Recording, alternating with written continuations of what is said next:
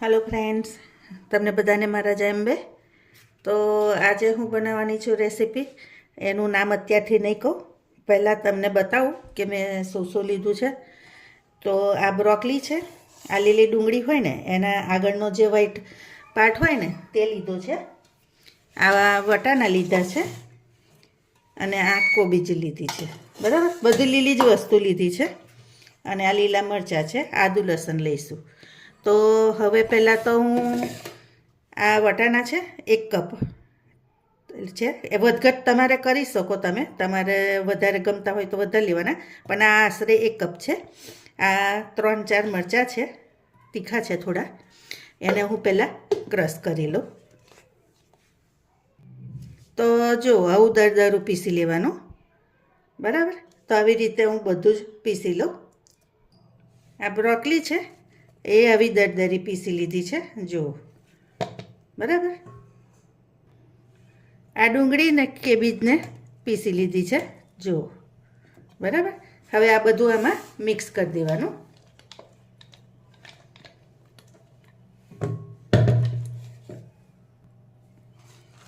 હવે આ બધું મિક્સ કરી લઈશું।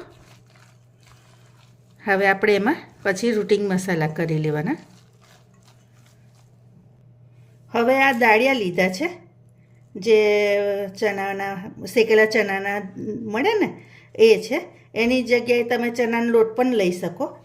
તો મેં અત્યારે દાળિયા લીધા છે, હવે એને હું પીસી લઈશ। હવે તો જો ફ્રેન્ડ્સ, આ પીસાઈ ગયું છે અને આ રીતનું થઈ ગયો છે પાવડર, બરાબર। હવે તમે સપોઝ આ તમારી પાસે ના હોય ને તો તમે ચણાનો લોટ શેકીને લઈ શકો, બરાબર। તો હવે પહેલાં હું આ એડ કરી દઈશ।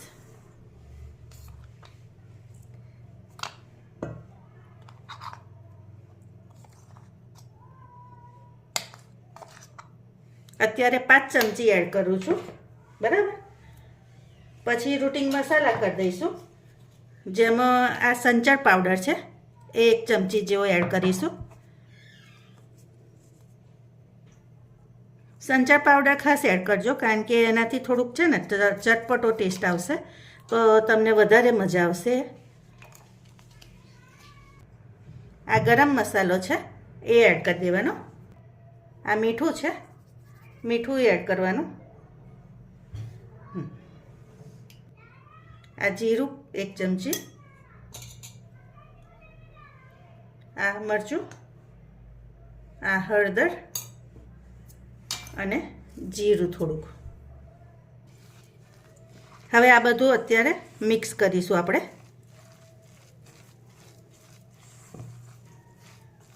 આમાં તમારે ગળપણ ખટાશ પણ એડ કરાય, હું ટેસ્ટ કરીને પછી એડ કરીશ। આદુ લસણની પેસ્ટ રહી ગઈ એ હવે એડ કરી દઈશું। આ આદુ લસણની પેસ્ટ છે। હવે આ બધું હાથથી જ મિક્સ કરીશ।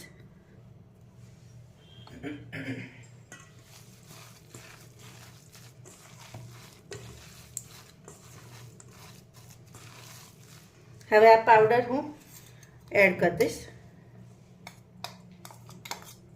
બધો જ એડ કરી દઉં છું।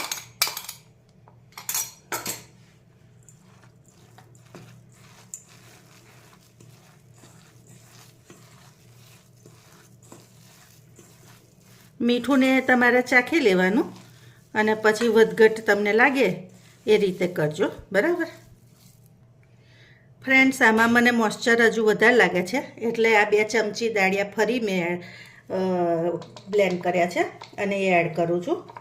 તો તમે પણ એ ખાસ ધ્યાન રાખજો કે એમાં જેટલું મોઇશ્ચર એબ્ઝોર્બ થાય ને એટલું તો તમારે લેવાનું જ। ચણાનો લોટ લો તો શેકીને, કાં તો પછી આ દાળિયાનો લોટ, બરાબર।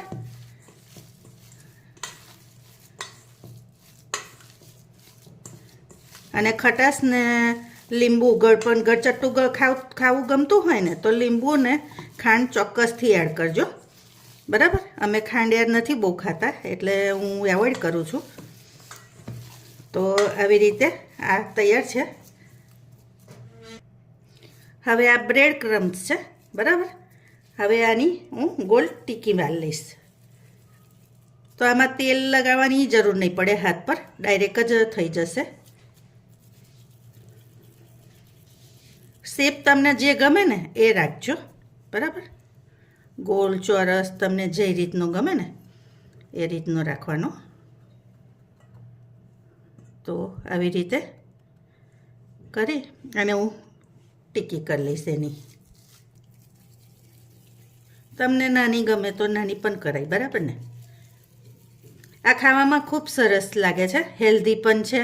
તમારા બાળકોને આમ તો બ્રોકલી ના ખાય, વેજીટેબલ ના ખાય, તો તમે આવી રીતે આપો ને તો એ લોકો ખાઈ પણ લેશે અને એમને ખબર પણ નહીં પડે કે અંદર બ્રોકલી ને કેબીજ ને બધું એડ કરેલું છે, બરાબર ને.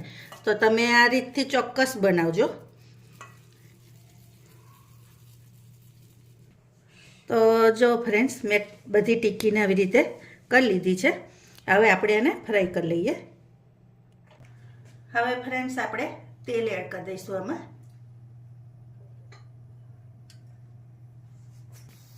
તો ફ્રેન્ડ્સ આપણું તેલ થઈ ગયું છે. હવે આ ટીકી એડ કરી દઈશું અંદર.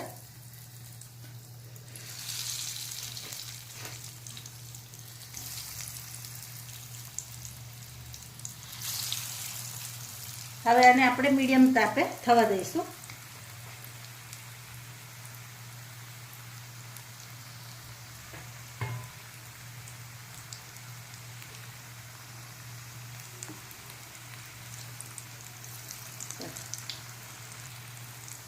તો હવે એને આવી રીતે આપણે થવા દેવાનું. પછી બીજી વસ્તુ એ કે તમારે આની અંદર ધાણા, લીલું લસણ એવું એડ કરવું હોય ને તો પણ બહુ સરસ લાગે છે. તો તમે એ પણ કરી શકો. તમારે હેલ્ધી વર્ઝનમાં પનીર પણ એડ થાય, બરાબર. હવે આને આપણે આવી રીતે ફેરવી લઈશું.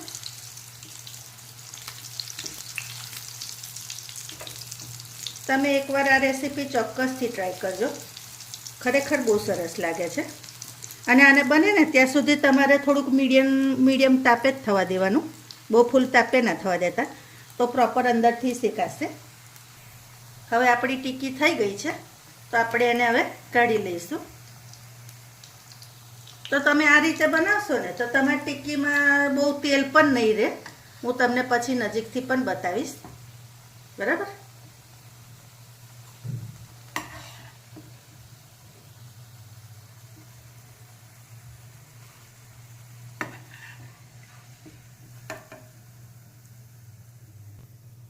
તો જો હું તમને બતાવું નજીકથી પણ. તમે જોઈ શકો છો કે આમાં તેલ પણ ઉપર નહીં રહેતું. જો કોરી થઈ ગઈ છે, જોઈ.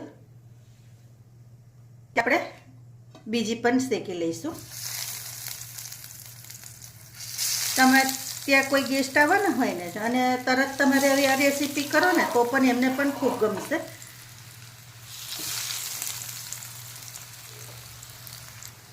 તો ફ્રેન્ડ્સ, જો હું તમને આનો અવાજ પણ સંભળાવું. જો આવે છે ને, ખરેખર બહુ સરસ થાય છે. જો અને રહે છે પણ આવી સરસ ક્રિસ્પી જ રહેશે મોડે સુધી. તો તમે એકવાર ચોક્કસથી ટ્રાય કરજો. હું તમને એને તોડીને પણ બતાવું. તો જો બહુ સરસ લાગે છે.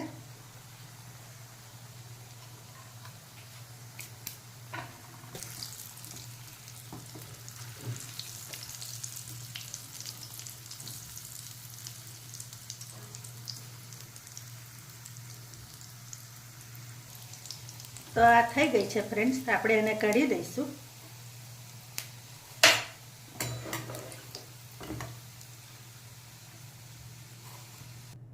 જો ફ્રેન્ડ્સ, મારા હર્ષાવીએ એવું કીધું, મારી નાની બેબીએ, કે મમ્મી રૂટિન કરતાં થોડું અલગ બનાય તો અંદર હોલ પાડી દે. તો એને જો હોલ પાડી દીધા. હવે હું એને પણ ફ્રાય કરું, જરાક અલગ લાગશે. છે સેમ જ, પણ દેખાવમાં થોડોક લુક ચેન્જ લાગે, બરાબર ને. તો તમે આવું પણ કરી શકો, હાર્ટ શેપ પણ બનાવી શકો. તો ફ્રેન્ડ્સ, જો આપણી ડીશ તૈયાર છે. અને બીજું કે આ ટીકી છે ને, એને તમારે ચાટ ટીકી પણ બનાવાય. તો એની માટે પહેલાં હું કેચઅપ એડ કરીશ.